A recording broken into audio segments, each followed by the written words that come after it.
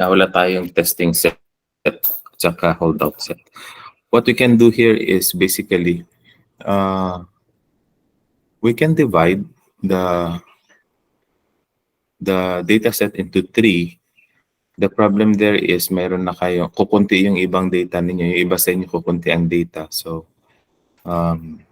pag dinivide natin yan, then probably we will be losing some predictive power of your model.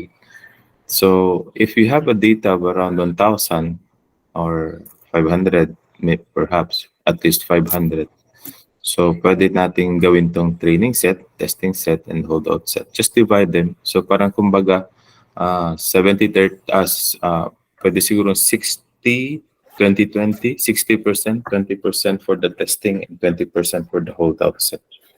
So what we're going to do here is, for the training set, we're going to identify the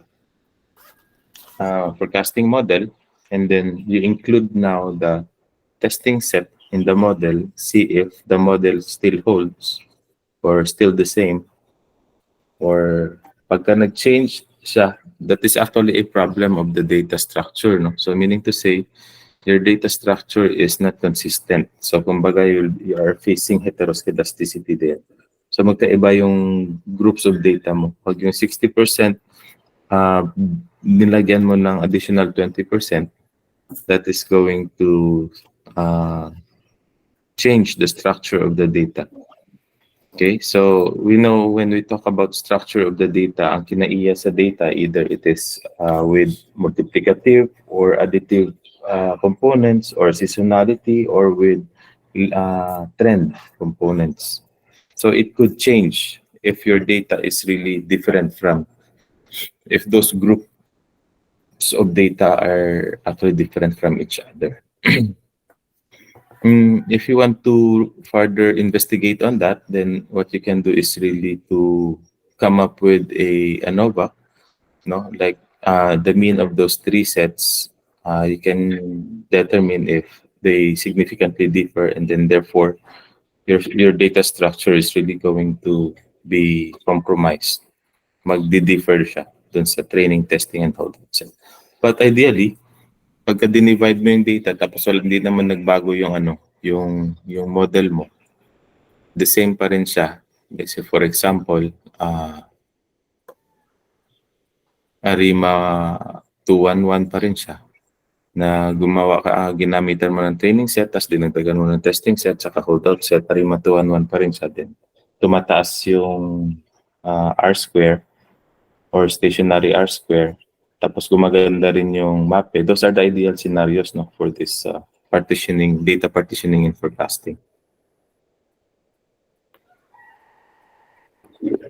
So basically, as I have mentioned, if the data structure is changing every time that you are going to include the testing and holdout set, then there will be a redefinition of your model, of your forecasting model. And when you redefine your forecasting model, then you have to determine which is the best model fit, or model that fits the data.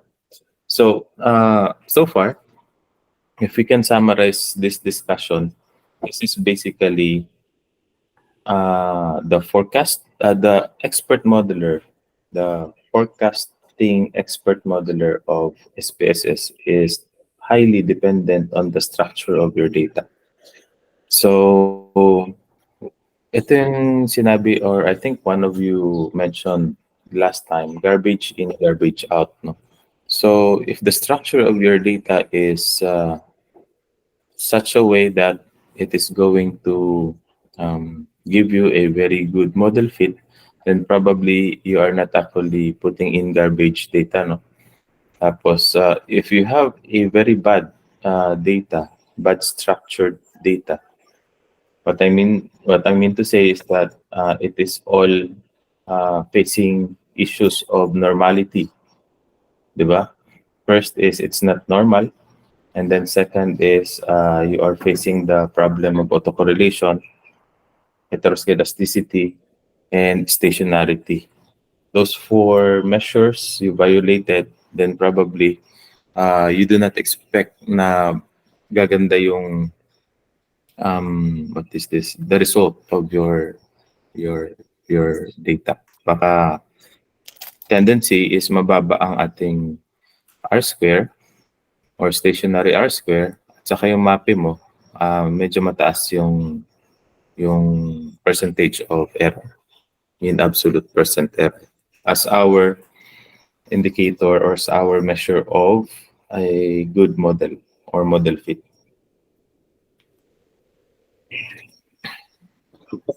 So lahat yan, depende sa structure ng data mo. And so that is why I taught you how to improve the structure of your data before running it in Expert Modeler. So all of those activities that we have done so far are actually intended to do that. No? Na intindihin niyo yung data ninyo, tapos tingnan niyo kung maganda ba or pangit. Okay? Or what I mean by pangit is that marami siyang issues. You have questions on this or clarification for this slide?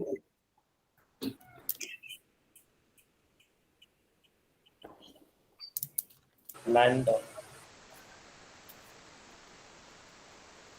This is an example of the testing and the training at saka data set, no? So we haven't done this so far, but I'm just going to discuss this one. If you can see the asa man yung highlighter today? Laser pointer.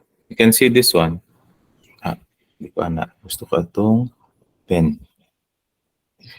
You can see the date here. This is actually the data that I am using as my training set. So I have a testing set which is from 1994 to 1997. Okay. So, and then there's also the entire data set from 1990 to 1997.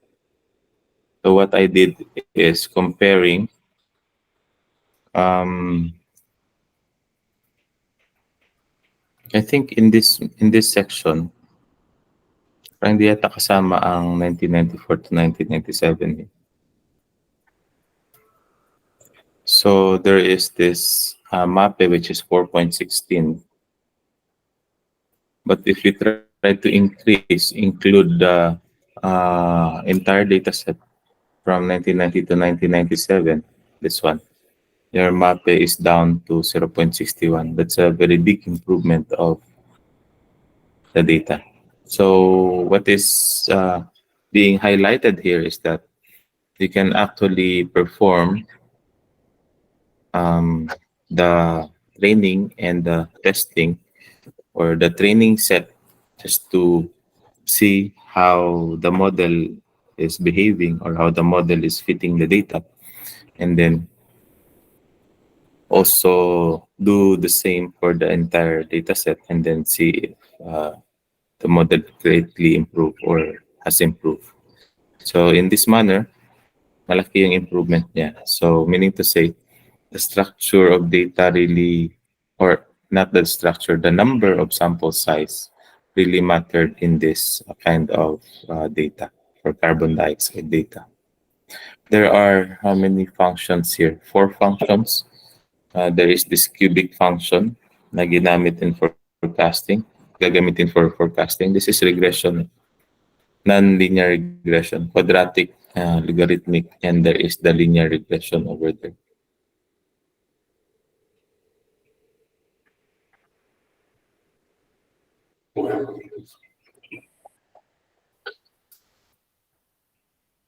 I think I discussed this one last time when I also highlighted the capability of the expert modeler from only just forecasting one variable, or what I mean to say is one variable of interest into several variables of interest. No? So you have this one different variables, market 1, market 2. Yeah. These are and so on and so forth. Okay. So lahat sila, you can really run that one in expert model. Discuss ko na yata yan last time. So for time series data considerations, we need quantitative data should be time series. Time series should be stationary and there should be no missing values.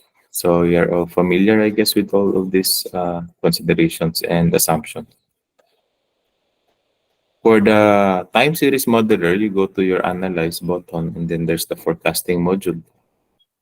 For the forecasting module, you create models and then you have to do this one.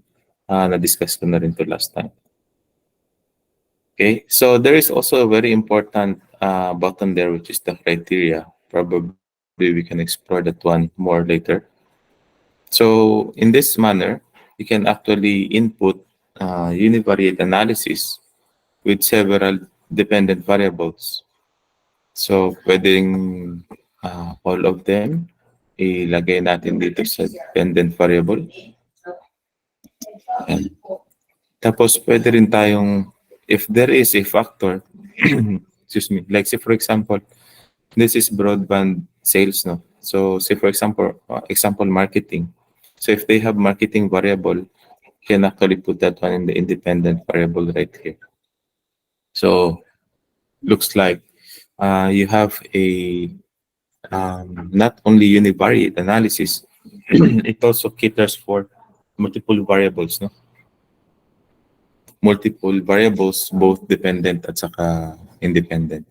So what we mean by univariate analysis is that uh, we model we model and forecast one variable based on its past values. So isang variable lang yan. And then for multiple variables, hindi na siya univariate. We don't also call that one as multivariate. Okay? Meron ka lang independent variables, which means to say other variable aside from the dependent variable. No? Like say for example, the advertising is actually influencing the sales of broadband. So ganun siya.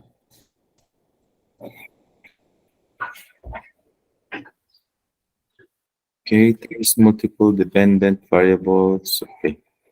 So here, um, seasonal data consideration.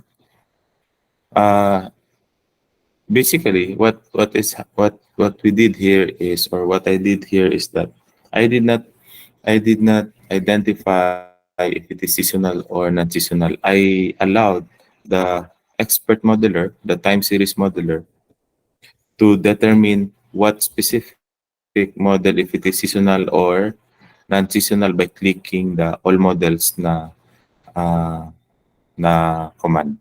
When you click that one, then probably you are not identifying if it is seasonal or not seasonal. However, the expert modeler is going to cater both the non-seasonal at saka seasonal data consideration, including the trend models also. And then you have this automatic outlier detection. So the assumptions of these different outliers you can explore when you get serious about forecasting as a probably your tool or method in your dissertation. There are different different assumptions. You can have check them out. Hindi ko na siya in-include dito then probably. It's just because I also depend on this detect outliers automatically. So as a consideration for data that has outliers. So you can just click on that right away, parang kumbaga generic or protocol.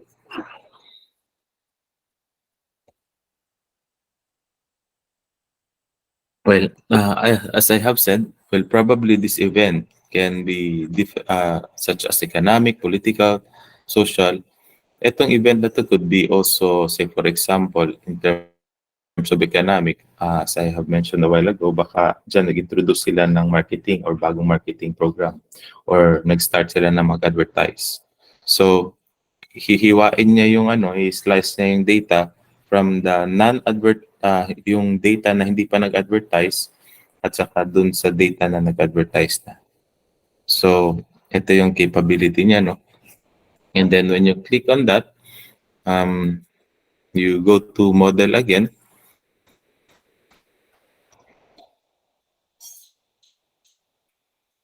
And then you click on the event. Okay. I think that model is around, is somewhere in criteria, if I am not mistaken. No, when you click the criteria, expert modeler, and then click on criteria, lalabas ito. Okay. Let me see. And do that.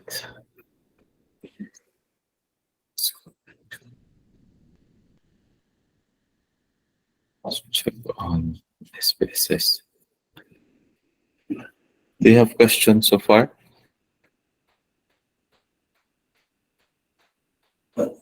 So next meeting, I'm just going to put another column there for your final model using the expert modeler of SPSS. So i-run nyo na yung data ninyo. After checking all the assumptions, the 4 assumptions, see if you are facing with certain issues. Then, and let us evaluate how SPSS modeler tackled those certain issues.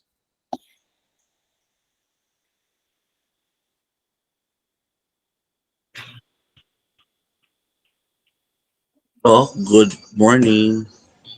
Good morning. Doc, katong activity 6 nga broadband data, asa ko ng data to, Doc? Mayata sa SPSS. Species nga data. Okay, Doc. Take no. Oo. Noted.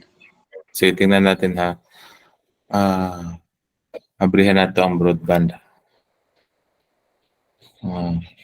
So, asa ganin siya mo adto? You're seeing my screen, right? Can you see my screen? Yes, Doc. So, sa C, I think it's in the program files. Tapos, hanapin natin si IBM, hanapin natin si SPSS. Tapos, statistics, click and click. And then, may samples yan. Tignan natin pa nandito. Yeah. So, it's broadband. What's the data set again? It is, let me check. It's a data set. Broadband underscore 1. Kasi parang may ibang broadband yata. BBB broadband. Oh yeah, there's a broadband underscore 2. So let's have the broadband underscore 1. So that's the data. So as I have mentioned, there are how many variables here, or how many markets? There are 85 markets all in all. Tapos at the end, meron siyang total. So, if we are going, as I have mentioned a while ago, yung criteria is over here if you're going to include the event. Okay? So, pagka meron kang nilagay na event dito, automatic makiklik mo itong event na ito. Pagka meron kang nilagay na event dito sa independent variable, then mag-ano yan, mag-reflect yan. Okay, and then i-check mo na lang yung mga independent variables pag marami kang nilagay. Pwede mo rin hindi i-check yung mga ibang independent variables na nilagay mo. Okay, but what's the purpose of putting it there, no? If you are not going to include it in your model, well, probably you would just like to evaluate with or without that particular variable. Is your model doing well or not? Yeah. Okay, so let me go back to my slides. Doc, additional lang po. Yes. Go ahead. We will choose which market ang among i-analyze or na siya'y pre-structured instruction for this. I think it's part of the instruction. Try to review the activity. There's some Some hidden ang tawag niyan, parang trick questions ano, but that is part of the activity. You can Okay, Doc. see ma-realize niyo yan sa question. Let me see the ano ba yung let me just have a short glimpse of that activity. Okay lang ba ang audio ko hindi putol-putol dyan? Okay lang, Doc. Sa ko nga na-upload yung activity 6. Yan, Hindi ko Doc, hindi makita ko dito. makita. Kaya nag-ask ako kung which ang instruction.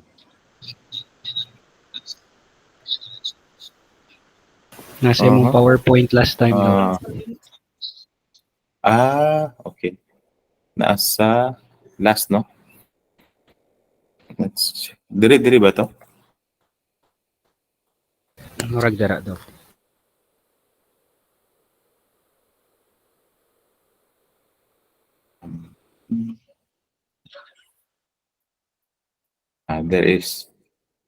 There are qualifying terms here for you to detect and be guided with your analysis. Okay? So I will leave that to you.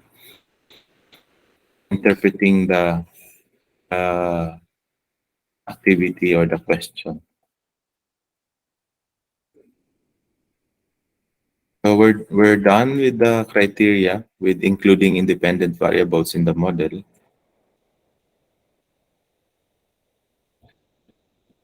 And so we proceed with looking at the model fit. We would like to see the fit statistics on this section.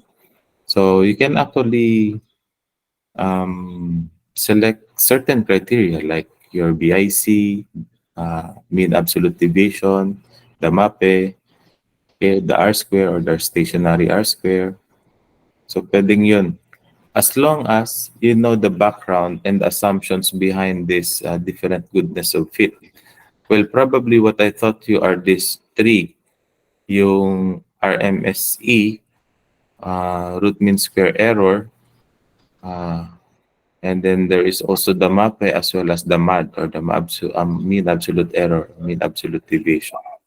For the BIC, Bayesian information criteria, pababaan lang din talaga yan siya. So if you're going to select BIC as your goodness of fit statistic, you must have another model to compare your existing model. Kasi you cannot tell if that BIC if that model is good based on BIC. So dapat dalawang models that would be for model comparison. Even in the three measures of accuracy, the MAD, MAPE, and MSE, still model comparison pa rin siya. But for R square, you can have actually a good sense that your model is good when your R square is more than 50%. That's a very good what is this? Very good forecasting model already. No? So if you have that kind of statistics for your R square or stationary R square, then I think that is a good indicator for a good model already.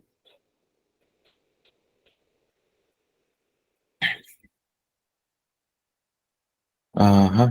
And then we go to visual plots. The visual plots will help us determine if the forecast or the model is very close to the actual values, no? The estimates, the forecast, no? Or the estimated values of your dependent variable is very close to the actual values. That would be very nice. Pero pagka lagyo lang siya, nagkasalaag ang mga fitted ang imuhang estimates, then probably you don't have a very nice model. So mag-remodel na pud ka, then probably you would like to consider restructuring your data. So what I mean by restructuring your data is that baka hindi normal. Kung gusto mong gawing normal, baka autocorrelated. So baka gusto mong gawing non-autocorrelated bago mo ibala sa SPSS, no? Bago mo siya ipaprocess kay expert modeler. Okay? So we're done with this. Done with this also. Okay. So transfer functions, we're done with that also. Then we have the broadband. Let me see if the remaining slides are still very necessary for you for the class. Let me just proceed with the rest of the slides. Ang uban na ni gagmay naman lang sa maani. So these are actually some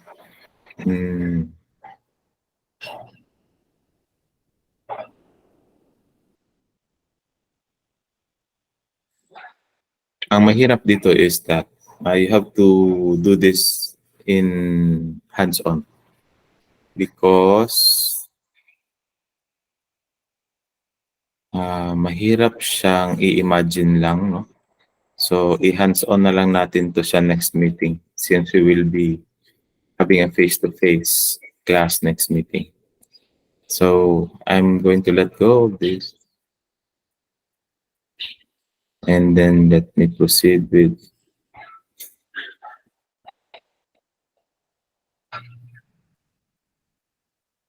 this is very nice. Okay. So kanina I'm trying to emphasize on independent variables.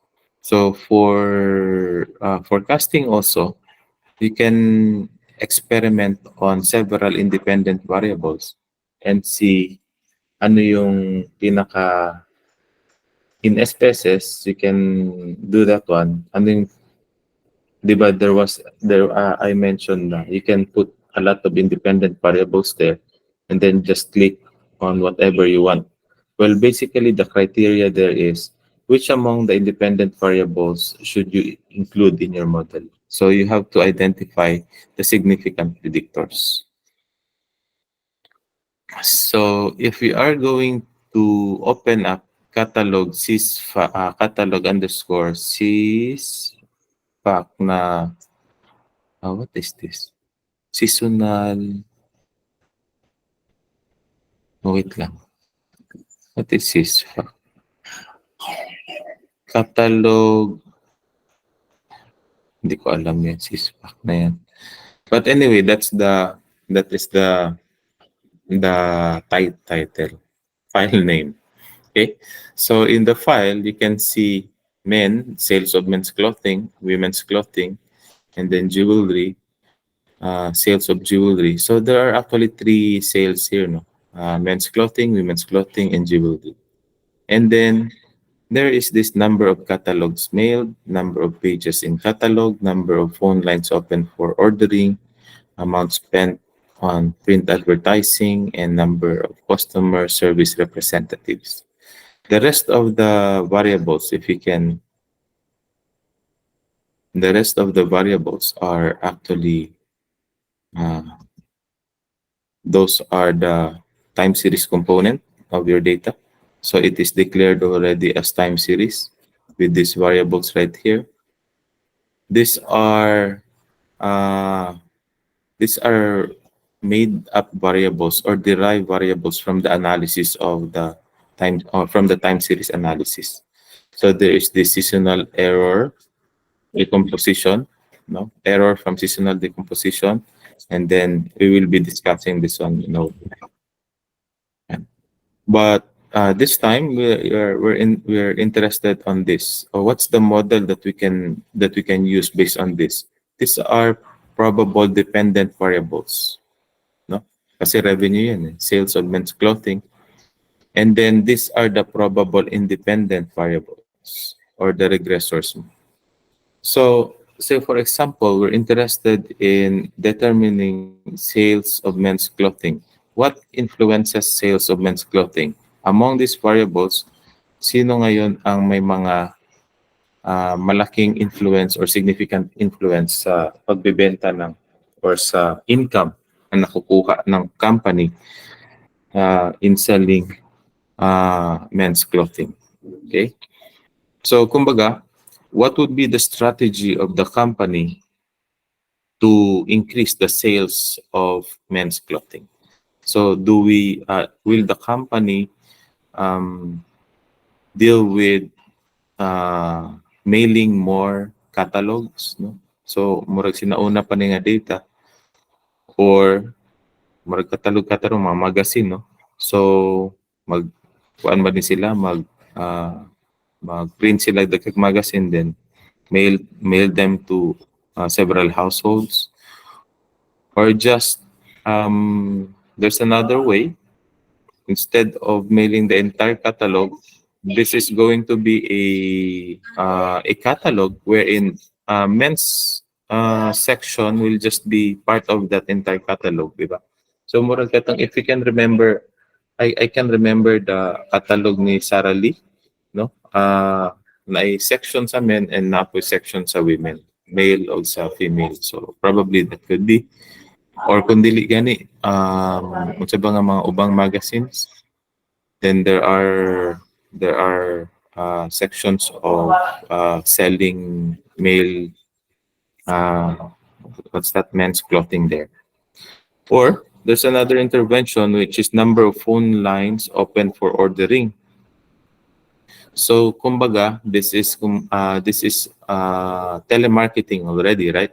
So they will just call in and then put up their order, then basig that is actually wala pa na uso si Lazada, because in Lazada you don't have to call already, right? You just have to click and click. But this one is sinauna pa siya. You have to call. Napasiguro na i-charge ang pagtawag na kay long distance man.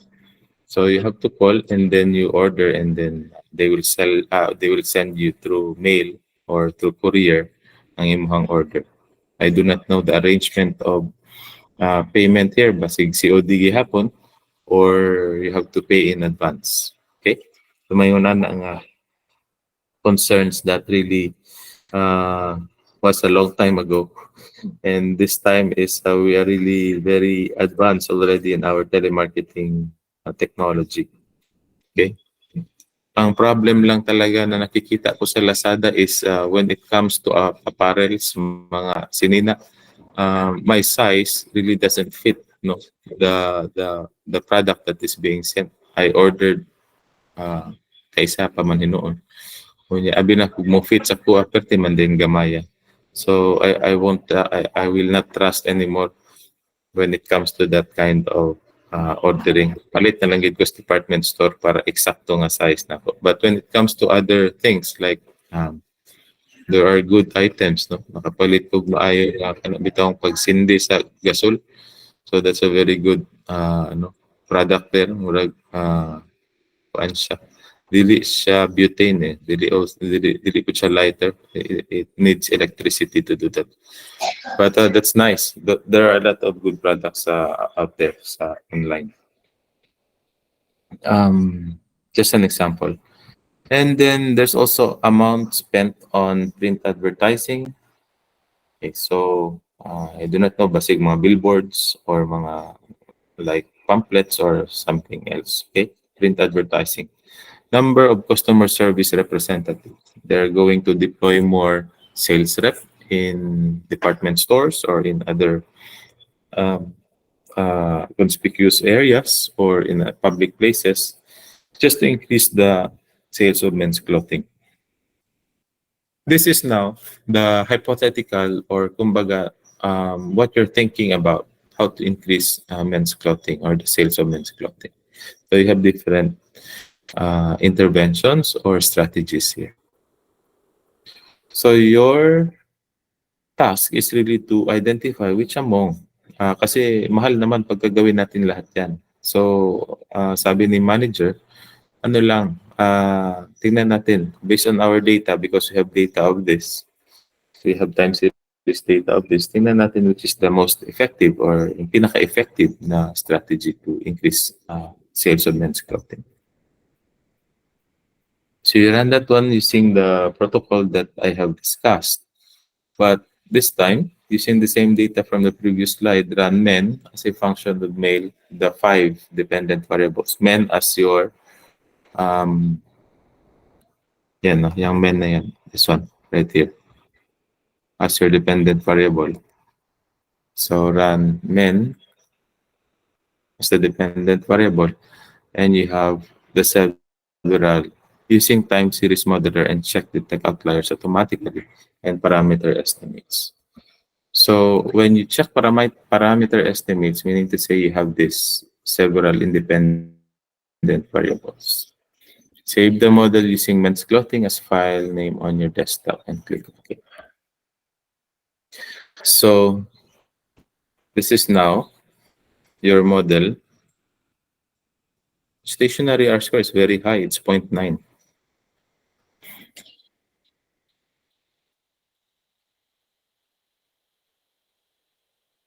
The model is seasonal. It's 010, and there is some component of differencing.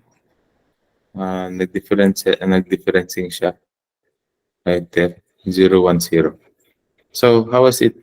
Let's look at what's the file name? Catalog. Let me not just discuss this a little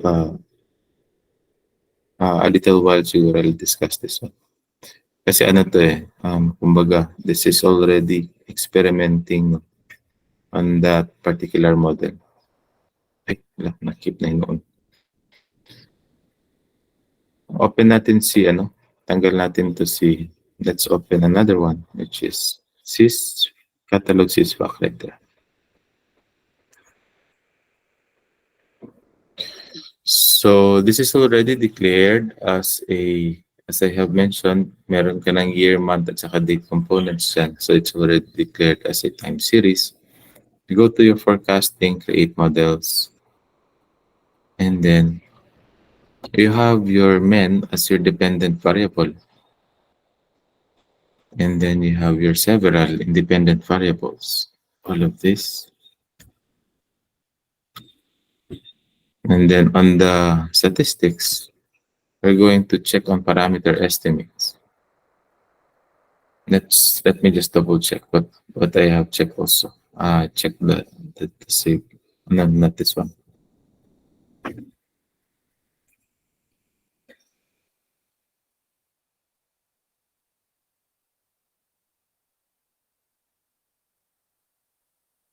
Siguro. So what's the instruction here? Outlier. Tingnan natin kung may outlier.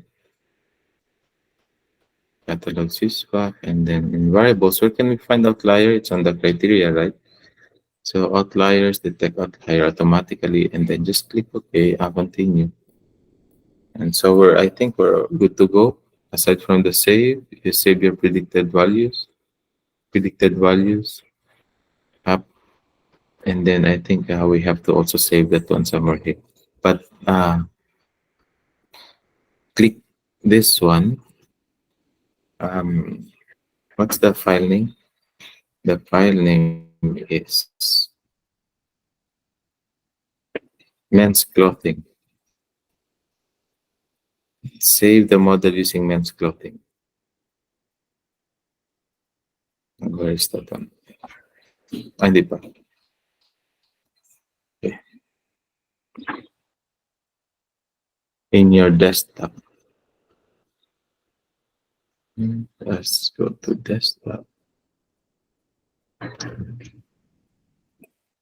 Men's clothing.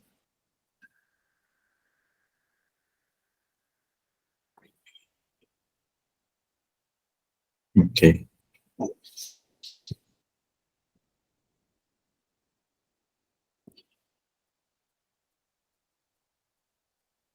So we have the same model, 010. This is non-seasonal and that is the seasonal component.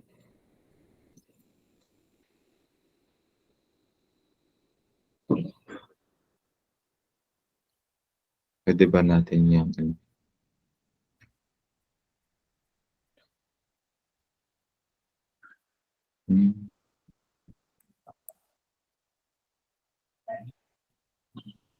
Hindi. Okay, so basically, how do you know that that is the seasonal and this is the non-seasonal? Ang unang when you try to evaluate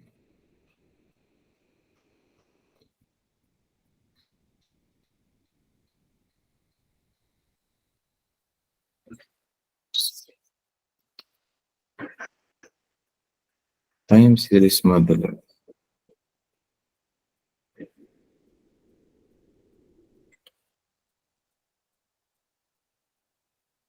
When you try to evaluate ARIMA, the first entry here is the non-seasonal, and then the second entry there is the seasonal. So when you have this first entries right here, that's your non-seasonal, and then the second right here is the seasonal. So ganun yung arrangement niya. Okay? So far we're done with that. There is actually 9 outliers right here. You can see there's 9 outliers right here. Okay? So stationary R square and R square, they are both high. And then RMC MAPE is 5.17. Normalized BIC is 4.59. Basically, as a rule of thumb, the model that your SPSS gave you is the best fitting model. So if you come up with a good model such as this already, you don't question anymore. But ang mahirap kasi niyan, pagka binigyan ka ng model na hindi fit or hindi maganda yung result, walang nag-significant. So meaning to say, we want to do something else para naman maging significant yung research natin. Mahirap naman yung nag-dissertation ka tapos walang significant, di ba? So parang sayang lang yung effort mo. So as much as possible, dapat may impact or may significance yung ginagawa mo. So we try to explore other ways how to instill and how to extract that component in our research, the significance of our research. So why is it significant? Your Young box must not be significant for your model to be significant. Okay? So there are 2 significant number of predictors right here na na-identify niya. Okay? Let's look at those 2. The sales of men's clothing, number of predictors 2, and then there is number of outliers 9. Sales of men's clothing, number of catalogs mailed, number of phone lines, and then what is this? Open for ordering. 3 actually, no? This in the hindi pala. That is the dependent variable, the sales of men's clothing. Okay? So number of catalogs made is, that's the first variable predictor, and then the second one is number of phone lines open for ordering. So out of the 5 independent variables, ang significant variables are the catalogs mailed, number of catalogs mailed, yung number 1, and number of phone lines open for ordering. I think this is the number 4. Ang last kasi is the number of sales representatives. So you also see the level of significance right here. They are significant, no? So you have that one. So seasonal differencing, kaya 0, 1, 0 siya. Okay? So 0, 1, 0, yung mga 1 na yan, those are the differencing. Okay? Tapos you have the estimates. These are the parameter estimates, 1.5 and 315.2. So, well, if we are just going to interpret this one as the regression parameters, if you increase the number of catalogs by 1, sales of men's clothing will increase by 1.5. However, for phone lines, you increase number of phone lines for ordering, number of sales of men's clothing will increase by 315. So which one has a greater impact? So based on this, kita mo ang kanyang effect size would be yung number of phone lines. Question here is that magkano naman yung phone line by that time if you're going to install one more phone line compared to just print one more catalog. So these are some of the issues and dilemmas that facing the decision maker within this kind of what is this data analysis. Okay.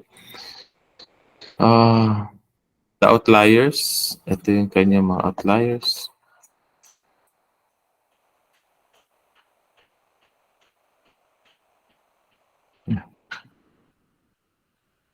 So this is now your graph.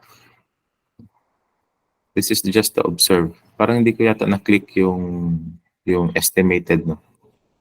So if we're just going to, if we're going to run that one again, dito, time series modeler, and then let's click on plots. Plots.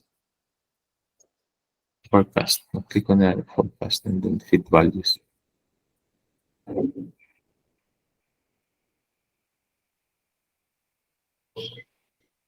Hindi pa pala. Hindi natin kailangan. Sige, run na lang natin. Okay. So you just have to save that one, predict through. So looking at the fit values, talagang malapit din siya sa observed values, no?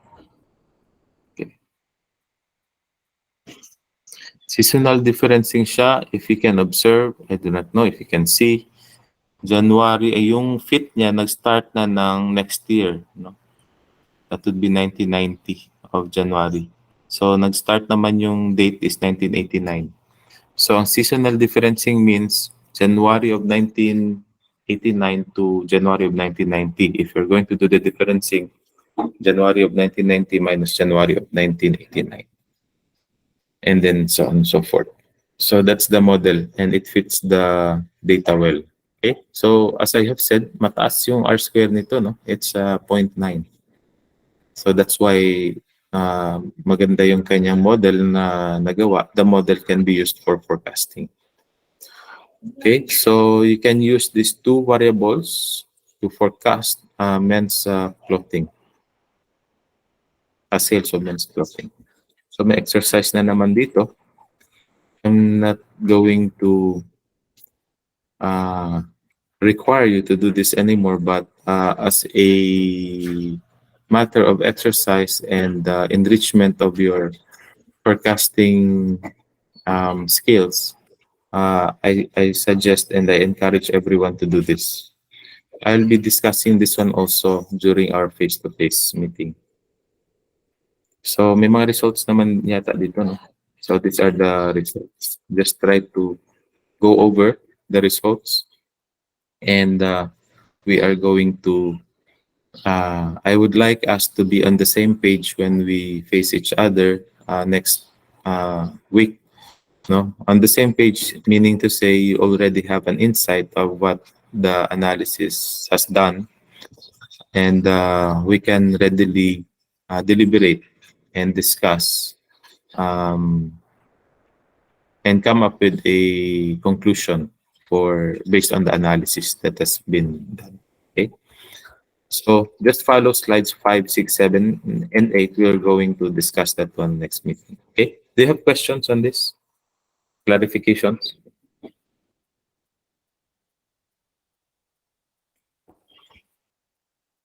Am I still heard or na-cut na ko? Naara ka do. Naalis ko po ito. Tingalaw. Hadlo ka na yung nana ba? Kaya di mo gutaan yung screen. Kaning nga screen. Nya. Sige ko yaw-yaw. Kato din, naputol na. Ba, perting dugayag yaw-yaw. Nya, naputol na. Sige. So, ingato lang sa siguro for that particular topic, no?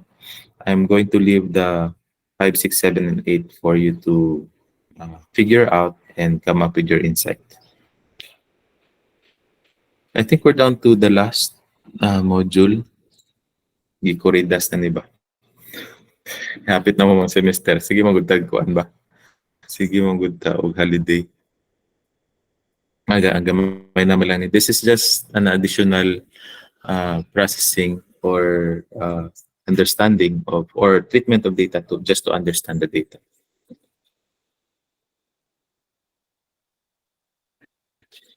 Seasonal decomposition and spectral plots. Seasonal decomposition, a process that aids time series modeling, treat data structures such as seasonality and trend. So when you say decomposition, we get rid of the seasonality, we get rid of the trend. Okay, seasonal decomposition. Type of series generated from seasonal decomposition procedure. SAS, you have seasonally adjusted series. This is the original series without seasonality. So tinanggal natin yung seasonality niya. So if you can remember yung variables from the last slide. Let me check if it is here or in the other slide. Ay, ito. If you can see this one, meron siyang seasonal decomposition here. Seasonally adjusted series. Seasonal factors, we use this one for, I think this is for yung double smoothing technique. Okay? So, kailangan mo ng seasonal factors to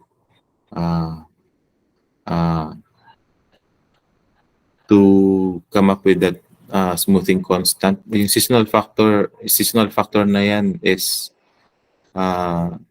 anyway, may explain natin later. I-generate naman siya ng expert model. So before, when I taught this one in undergrad, pina-compute talaga yung kada isang seasonal factor na yun eh. But that is actually using Excel, madali na lang. Dire-diretso na siya. So drop-down list na lang yun. Smooth trend cycle. So smooth SAS, this is the seasonality. Wala nang seasonality, no? SAS na siya eh. So, however, in-smooth mo lang yung trend at saka cyclic components. Yung seasonality kasi is the very immediate movement of your variations of your data series, no? Immediate meaning to say within the year. So yung smooth trend, STC mo, smooth trend cycle is natanggal niya yung seasonality pero hindi niya natanggal yung trend at saka yung cyclic component. So meron kang STC to address those issues.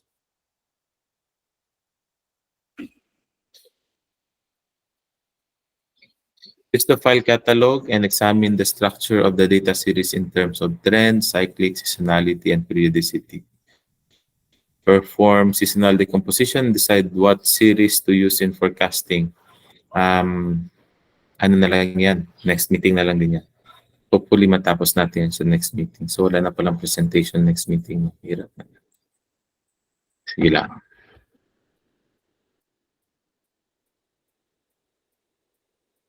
Dito sa number 2,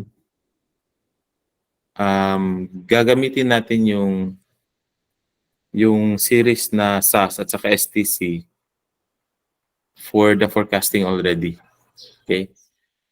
And then, i-evaluate natin kung ano ba yung mas magandang performance. Yung seasonally adjusted na series or yung smooth trend cycle na series or na smooth trend na SAS na series.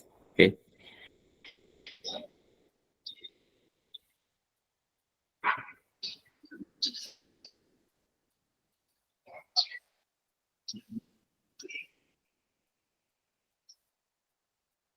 For spectral plots, this is an extended analysis of the data structure of your series. So when we say extended analysis of the data structure, we are further investigating on the kind of data that you have based on its structure.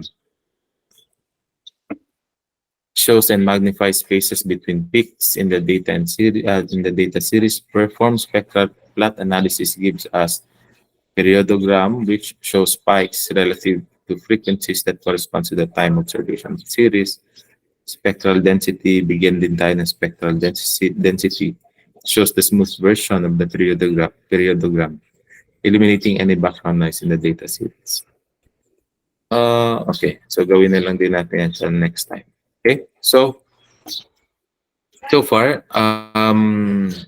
for today, I would like you to perform already your expert modeler, and if you have time, you can explore this spectral plots as well as yung seasonal decomposition. So you can see your seasonal decomposition over here. When you do the analyze, then meron kang seasonal decomposition command there, and then there's also the spectral analysis for your spectral plots and what is this? Periodogram. Okay. So, yun naman yung ibibigay niya sa atin for periodogram and spectral density. Spectral plots and spectral plot gives us spectral density and periodogram. So, try nyo lang yan. Hopefully, you'll be able to find meaning, and hopefully you'll be able to follow the slides or the topics that I have discussed. Okay. So, I'll give you enough time to perform those things and explore those things. If you have questions, you can ask them now.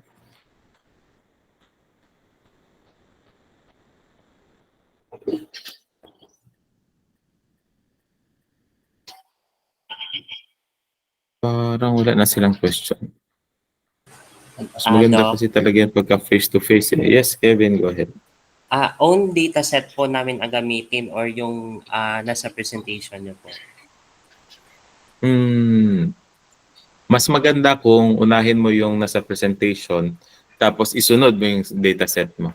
Then try to compare kung yung presentation mo, how yung data mo, how it is different or how it is similar to that of the example. No? So tingnan mo lang kung the same ba ang behavior nila or baka masyadong malayo yung sa yung difference ng dalawa. At sa kung bakit sila malayo, then probably that is because of the structural differences in your data series. Salamat po, Doc. Welcome. Any more clarifications?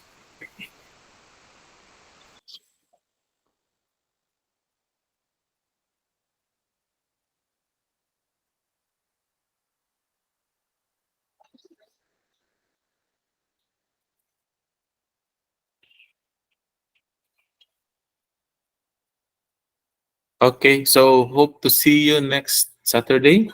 I think next Saturday is, kano sa ba na siya? May 6, no? May 6. Yeah. Kasi ang last natin is 20 eh. So 6 plus 12, that would be 6 plus 7, that would be 14 ang sunod, no? May Tama ba yun? 13, Doc. 13, 6 plus 7.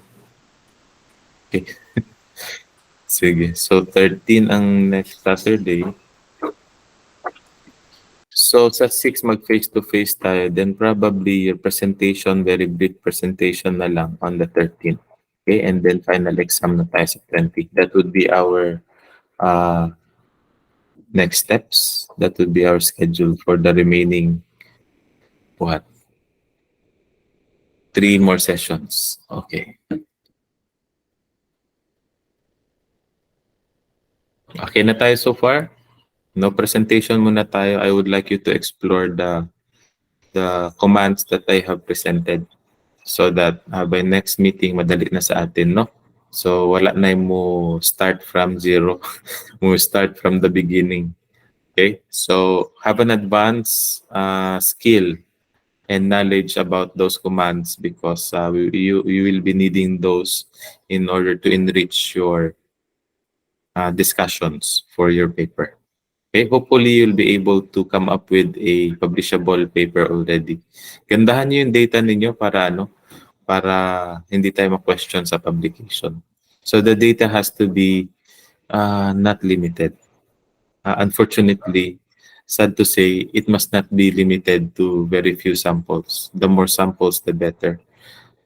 If you can manage to grab a data set of around at least siguro 300, so probably that would be a good sample size for us to elevate your paper into publishable format or popularized version.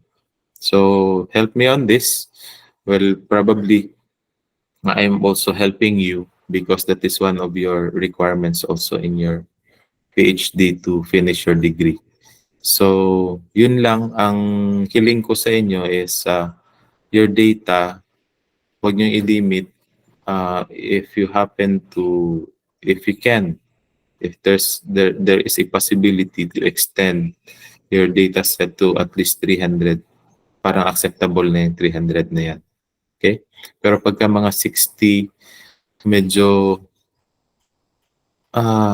hirap tayo dyan. Though, hindi ko naman kino-close yung door na hindi na siya pwedeng popularized version or publishable format for 60. 100. After all, ang aking dataset nga is 120 lang. Hindi ko pa rin siya napapublish because of that hesitation. No? Sa dissertation ko, it's just 120 ang dataset ko. But that is panel data. So, magta-times how many ako. Then that would be several also. But anyway, for you, para you will not face the same issue and hesitation, this time around, I encourage everyone to come up with at least 300 sample size. Okay, so just to increase our level of assurance for popularizing your research. Okay, so that's just a piece of advice and encouragement as well as plea from my end. Okay, any clarifications and questions? Doc, Yes, pwede ra mag-ilis og data, Doc, kay katong ako 121 raman to, Doc. extend lang. You don't have to change the data set. You can actually extend that one. Kumbaga, taasan nyo lang yung time consideration. So if you consider 1990 to 2022, then gawin mong 1980 to 2022 or 1970 to 2022. Or if it is annual, then gawin mo siyang quarterly or gawin mo siyang monthly. So, ganun siya. Kaya ang issue sa ako, Doc, di yun ako makuha ng autocorrelation na to, Doc, na okay ba sa pay lain ato nga paagi nga ma-corrected? Yeah. So, at least you are all aware of autocorrelation, stationarity. Then, let the expert modeler handle that one and see if how the expert modeler handled it if you cannot handle it yourself. No? So, ganun naman yung sense nun eh.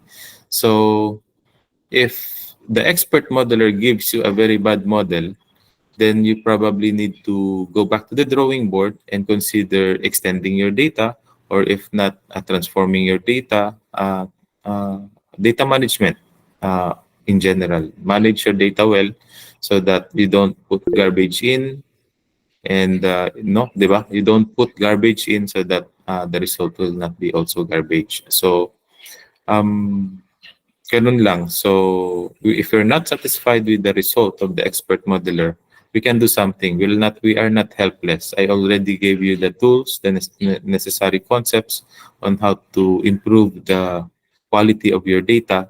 so that you will be satisfied with the result of the expert model. Yes, Ma'am Jo, go ahead. Oo. So, Doc, sa experts modeler, ma-improve pa niya ang R-square. Kay sa ako apod, kung na-remember na to last time, murag ang DW, murag igo ra sad siya sakay sa iyahang pagka-normal.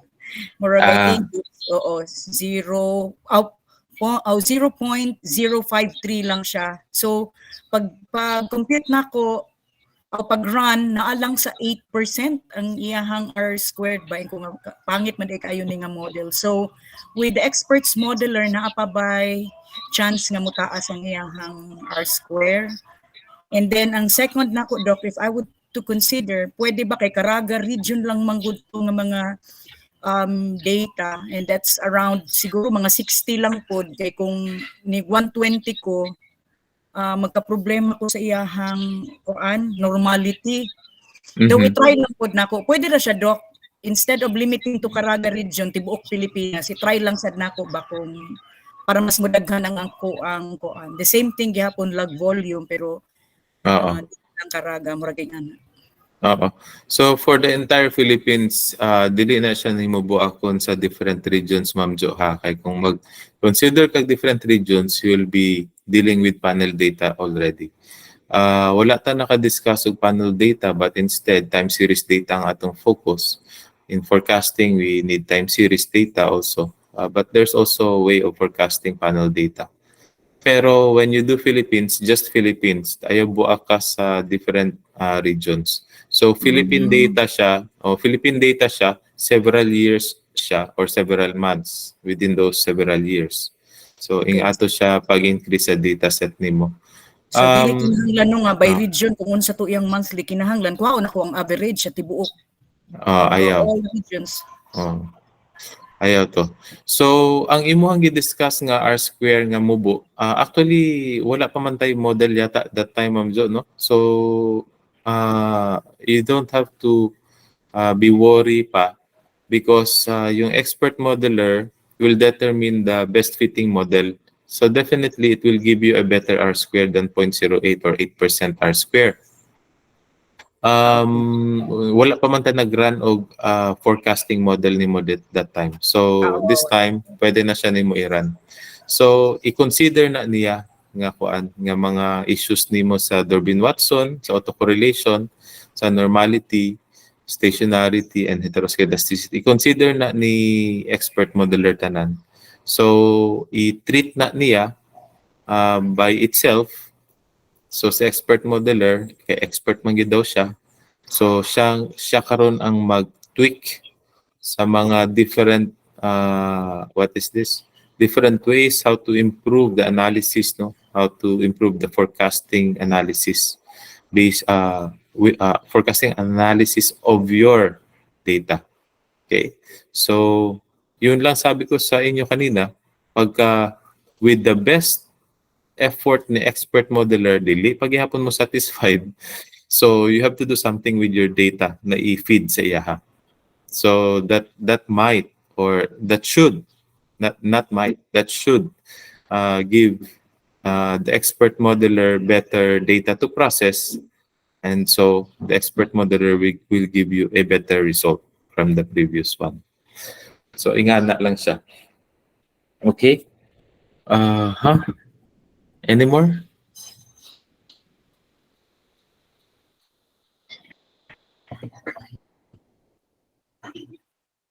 Sige. So for next week, hands-on tayo. Intensive yung hands-on dyan. It's because hindi kayo matuto pagka hindi hands-on eh. So pagka puro yaw-yaw lang, mahirap matuto dyan. Lalo na sa may application, no? Lalong-lalo na sa paggamit ng software. Well, basically, from all the trainings that I have attended, di ba may mga evaluation yan, doon sa remarks, parati kong sinasabi na mas mabuti kung may intensive hands-on compared to all lectures. Kasi naman yung lecture, pwede naman niya i-discuss pagkatapos ng hands-on.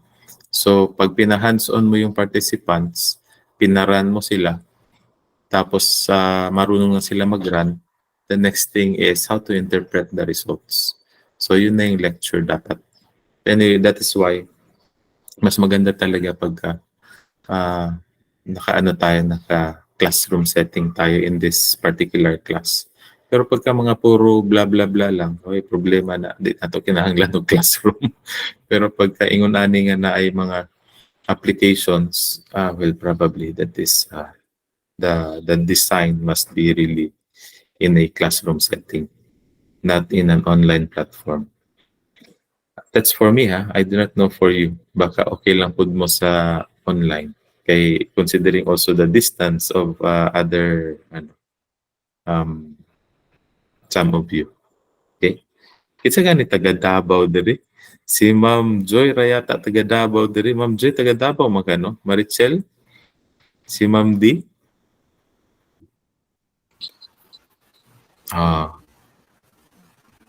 Davao po, Six. Doc.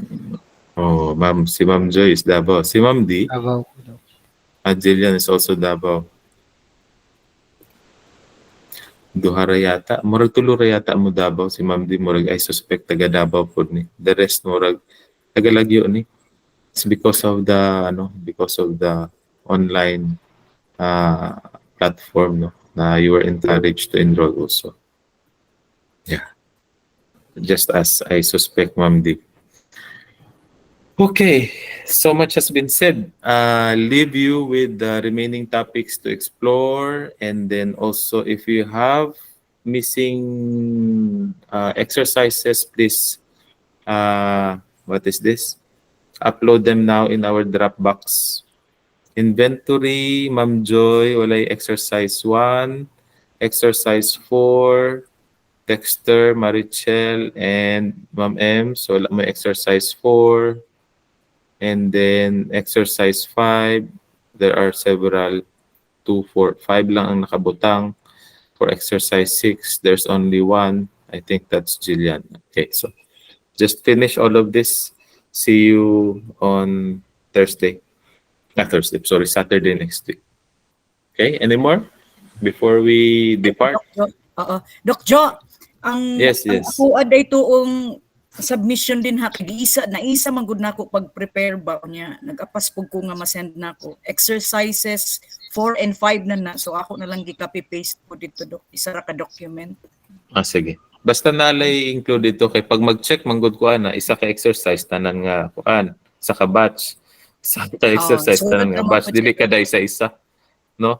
So ana lang siya. Ako Basta lang, as long ako as na lang, as long as naisulod tong inyong link dito sa kada exercise kay para makita nako, malocate nako, ha?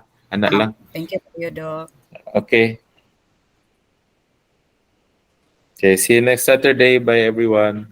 Bye, Doc. Doc. Bye, Doc. Bye, Doc.